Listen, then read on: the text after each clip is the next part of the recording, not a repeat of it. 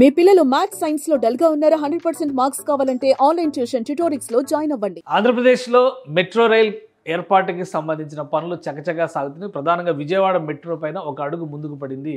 గన్నవరం విజయవాడ బస్టాండ్కి వచ్చేటువంటి మార్గంలో జాతీయ రహదారి ప్లస్ మెట్రో ఈ రెండింటికి సంబంధించి ఎవరు ఎక్కడ ఎలాంటి నిర్మాణం చేయాలి? ఎందుకంటే జాతీయ రహదారి పైన మెట్రో వస్తున్నటువంటి తరుణంలో అక్కడ ఫ్లైఓవర్ల నిర్మాణం ప్రతిపాదనలు ఉన్నాయి. ఫ్లైఓవర్లు నిర్మించాలా లేదా మెట్రో రైలుకి సంబంధించినటువంటి కారిడార్ నిర్మించాలా? దీనిపైన తర్జన భర్జనలు జరిగి దీనిపైన ఒక కన్క్లూజన్ వచ్చింది. డబుల్ డెక్కర్ మెట్రో ట్రాక్ని ఏర్పాటు చేయడానికి మెట్రో రైల్ కార్పొరేషన్, జాతీయ రహదారుల సంస్థ రెండు కూడా ఒక అండర్స్టాండింగ్కి వచ్చినాయి.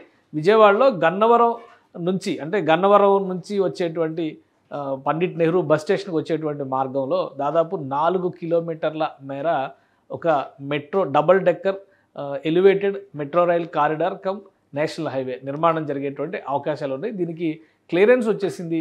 జాతీయ రహదారుల శాఖకి ప్రతిపాదనలు కూడా వెళ్ళాయి. అక్కడి నుంచి అప్రూవల్ వచ్చిన వెంటనే కూడా నిర్మాణ పనులు ప్రారంభించేటువంటి అవకాశం ఉంది. అసలు ఈ మెట్రో రైల్ ప్లాన్ ఏంటో ఒకసారి విశ్లేషించేటువంటి ప్రయత్నం చేద్దాం. ఆంధ్రప్రదేశ్లో 2 మెట్రో రైలు వ్యవస్థలు నిర్మిస్తున్నారు. ఒకటి విశాఖపట్నంలో, రెండోది విజయవాడలో. విజయవాడలో 2 ఫేజులుగా చేసినటువంటి నిర్మాణం అప్పటికే ఇది 2017-18కే ప్లాన్ మొత్తం రెడీ అయింది. అయితే 2019 నుంచి వచ్చిన జగన్మోహన్ రెడ్డి ప్రభుత్వం పూర్తిగా మెట్రో రైలు పైన అనాసక్తత చూపించింది. అటు విశాఖ మెట్రోని పట్టించుకోలేదు, విజయవాడ మెట్రోని పట్టించుకోలేదు.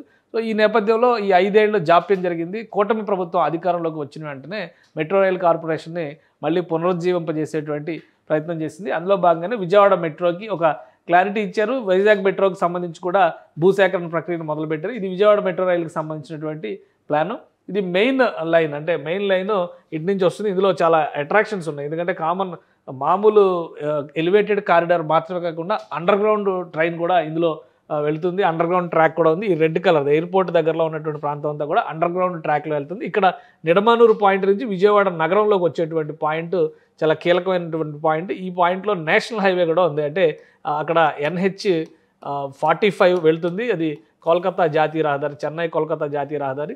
అక్కడ ఆల్రెడీ ఫ్లైఓవర్ల ప్రతిపాదనలు ఉన్నాయి. ఫ్లైఓవర్ నిర్మాణానికి సంబంధించి 600 కోట్ల రూపాయలతో DPRని సబ్మిట్ చేశారు. దాదాపు 7.5 కిలోమీటర్ల మేర ఈ ఫ్లైఓవర్ల నిర్మాణం జరగాల్సి ఉంది. 2024 జనవరి మాసంలో దీనికి సంబంధించినటువంటి అప్రూవల్స్ వచ్చినాయి. అయితే అప్పటికి జగన్మోహన్ రెడ్డి ప్రభుత్వం ఉంది. దానిపైన కంప్లీట్ DPRని సబ్మిట్ చేయాల్సినటువంటి అవసరం ఉంది.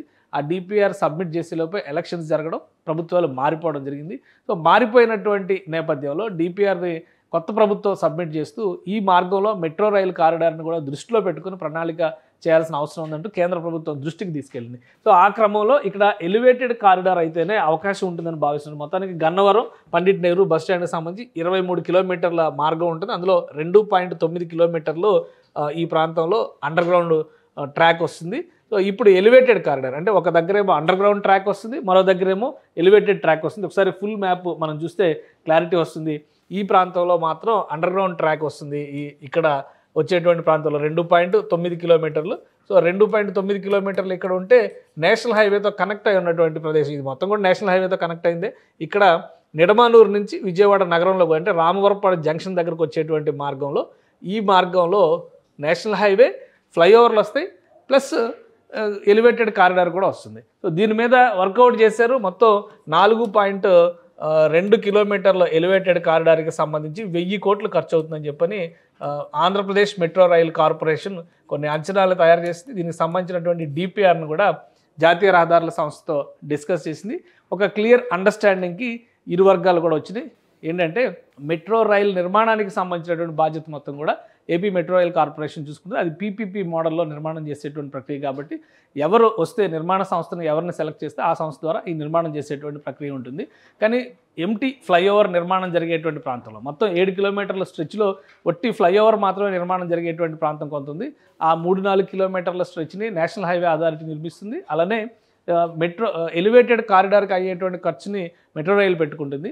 ఎలివేటెడ్ కారిడార్ దిగువన వచ్చేటువంటి నేషనల్ హైవే ఫ్లైఓవర్ల ఖర్చును కూడా నేషనల్ హైవే అథారిటీస్ పెట్టుకోవడానికి అంగీకరించింది. సో ఒక అండర్స్టాండింగ్ వచ్చిన తర్వాత ఈ రెండింటికి సంబంధించినటువంటి అంచనాలతో ఒక సమగ్రమైనటువంటి DPRని జాతీయ రహదారుల విభాగానికి సంబంధించినటువంటి శాఖకి సబ్మిట్ చేశారు. అక్కడ క్లియరెన్స్ వచ్చిన తర్వాత మెట్రో రైల్ నిర్మాణ పనులు ప్రారంభానికి 6 నెలల గడువు పెట్టుకున్నారు. అంటే ఈ సంవత్సరంలో ఎట్టి పరిస్థితుల్లో విజయవాడ మెట్రో రైలు, వైజాగ్ మెట్రో రైలు రెండింటినీ కూడా పనులు ప్రారంభించే విధంగా ప్రణాళికలు సిద్ధం చేశారు. ఎందుకంటే భూసేకరణ ప్రక్రియ పూర్తి అయిపోయింది. ఇప్పుడు నిర్మాణ సంస్థల ఎంపిక, దానిపైన డిపిఆర్లకి సంబంధించినటువంటి వర్క్ జరుగుతుంది. ఆల్రెడీ 2017-18లో తయారైనవే, కానీ ఇప్పుడు వాటిలన్నింటినీ కూడా ఇప్పటి అవసరాలకు తగ్గట్టుగా అప్డేట్ చేయాల్సినటువంటి అవసరం ఉంది. సో ఫ్లైఓవర్ పనులు మాత్రం వెంటనే ప్రారంభించడానికి అవకాశం ఉంది. కేంద్ర ప్రభుత్వం క్లియరెన్స్ ఇచ్చిన తర్వాత రెండవ ఫ్లైఓవర్, ఎందుకంటే ఈ మార్గంలో ఆల్రెడీ ఒక ఫ్లైఓవర్ నిర్మాణం జరిగింది.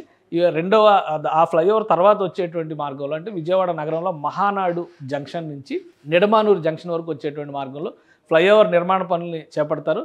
ఫ్లైఓవర్తో పాటు ఎలివేటెడ్ కారిడార్ ఎక్కడైతే వస్తుందో ఆ మార్గంలో ఎలివేటెడ్ కారిడార్కి సంబంధించినటువంటి మెట్రో పిల్లర్ల నిర్మాణానికి కూడా అక్కడ ప్రాంతాన్ని ఆ ప్రణాళికలోనే భాగం చేసుకోవాల్సినటువంటి అవసరం ఉంటుంది. అది ఏ విధంగా రెండు సంస్థలు కలిసి సమిష్టిగా పనిచేయాల్సినటువంటి అవసరం ఉంటుంది. ఇందులో మెట్రో రైల్ కార్పొరేషన్ది కీలకమైనటువంటి పాత్ర అవుతుంది. సో విజయవాడ నగరానికి సంబంధించినటువంటి ఇన్ఫ్రాస్ట్రక్చర్ని మరింత మెరుగుపరిచేటువంటి పనిపైన ఎన్డీఏ ప్రభుత్వం దృష్టి పెట్టింది. ఒకవైపు విజయవాడ రైల్వే స్టేషన్ అభివృద్ధి, అలానే విజయవాడలోకి వచ్చేటువంటి మార్గాలని నేషనల్ హైవేస్ విస్తరణ, నేషనల్ హైవేస్తో పాటు ఇంటర్నల్ ట్రాన్స్పోర్ట్ సిస్టమ్స్ని కూడా స్ట్రెంగ్తన్ చేసే పనిపైన కూటమి ప్రభుత్వం ఫోకస్ పెట్టింది.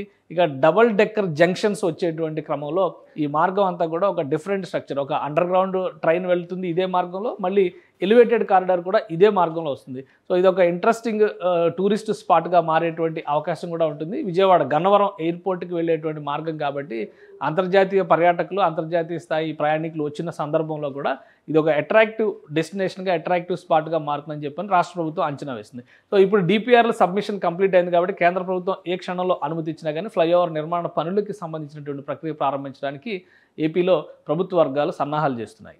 సుమన్ టీవీలో మీ పర్సనల్ అండ్ బిజినెస్ ప్రమోషన్స్ కోసం కింది నెంబర్కి కాంటాక్ట్ చేయండి.